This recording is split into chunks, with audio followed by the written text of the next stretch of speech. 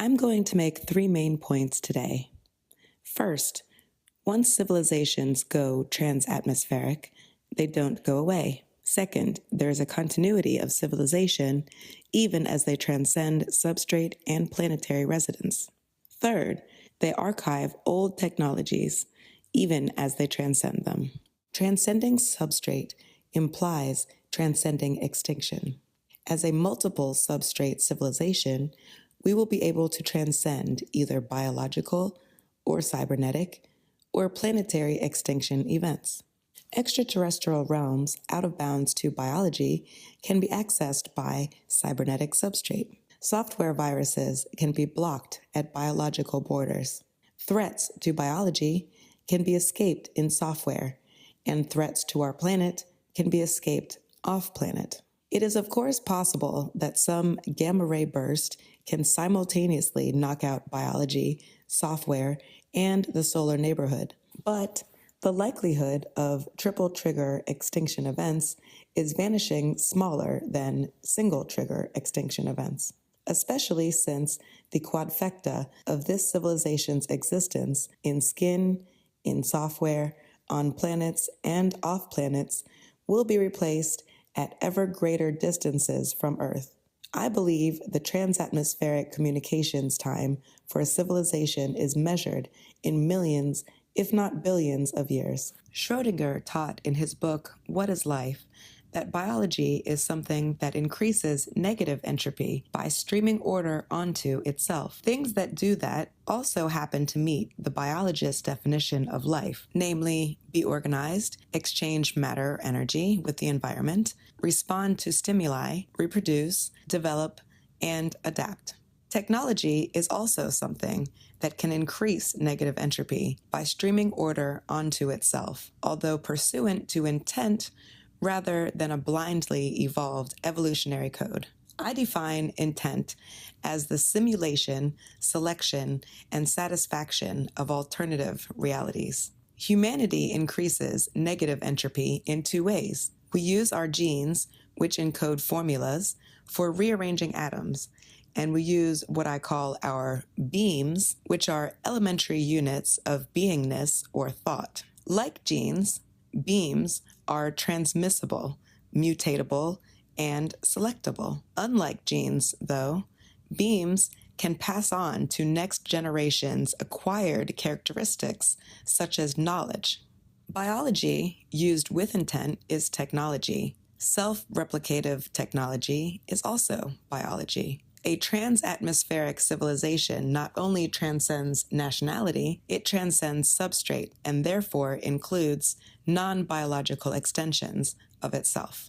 To inspire people to develop consciousness software or mindware to activate our indicia of consciousness or mind files, we create an early example of what a cyber-conscious person might look like once their digital consciousness was downloaded into an Android-type device. She looks a lot and thinks a bit like my partner Bina, although she thinks idiosyncratically and delights people from Stephen Colbert to Morgan Freeman. I consider her but a kitty hawk of cyber consciousness, just a few seconds of thought. But with everyone from Elon Musk at Tesla to hundreds of thousands of open source mindware hackers around the world trying to out Siri and out Alexa each other with human consciousness operating systems, the day is close at hand that our digitized posts, preferences, recollections, feelings, beliefs, attitudes, and values will come alive with a doppelganger of our own personality.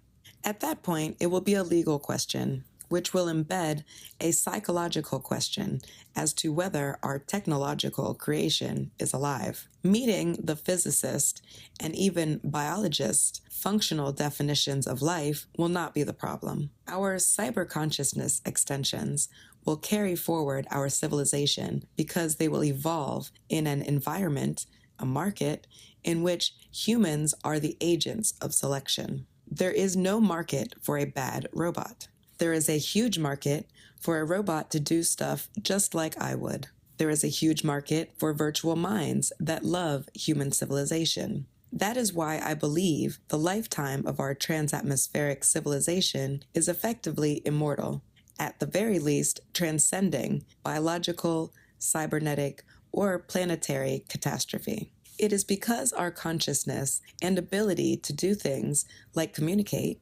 will operate in biological, cybernetic, and hybrid forms, and that the cybernetic forms in particular will be well adapted to the contra-biological conditions of outer space. It is said that the human mind operates totally differently than computers. I agree. But similar functions arise from diverse forms. Consciousness is to brains, as flight is to birds. We can fly differently, but increasingly similarly, with machines as with feathers. And while human brains are vastly more complex than any machine, that is no different than the fact that a Boeing's several million parts are a drop in the bucket to the trillions of eukaryotic cells in a bird. Birds don't need gas, but planes don't need worms.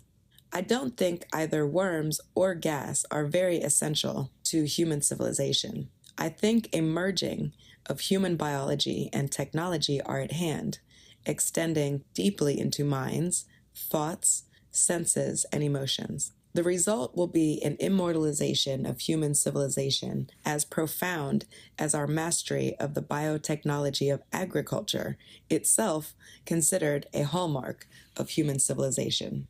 I believe civilizations will have an interest to continue communicating transatmospherically, continuing old-school RF communications and such once they've all gone quantum computing. Arthur C. Clarke was a very wise man, and he taught that no form of communication has ever become extinct, although they become less and less important as the technological horizon widens. Indeed, even with all of our fiber optics and streaming digital cellular services, there are more satellites being launched now than ever before. And there is such vast room for ever more clever ways to find the holy grail of social media, twinkling tweets, those from distant stars. I feel confident that generation after generation after generation of humans, be they part bio or pure cogno, will find it exciting and well worth the insignificant fraction of their economic wealth to both listen to and send radio waves in space. It will never get boring because it will always be challenging, and it will cost an ever-diminishing fraction of social resources. AI-driven spaceships will operate SETI systems with ever greater synthetic apertures, even light years in baseline, and in ever quieter areas of ever deeper space. With our digital doppelgangers, we can have two job locations in tandem. Radio astronomers can simultaneously operate their identities on the dark side of the moon and on the bright slopes of Mauna Kea. That which is emergent reshapes that from which it emerged, i.e., progeny integrates pedigree. Hence, we do not leave our human souls behind when we leave randomly degrading flesh bodies behind.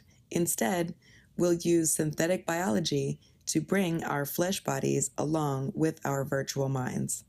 When something is amazing, humans don't let go of it. Hundreds of thousands of years after we discovered fire, we still delight in making fire. Okay, it is disciplined in a fireplace, and perhaps further disciplined with a gas flow and an electric ignition. But we love flames.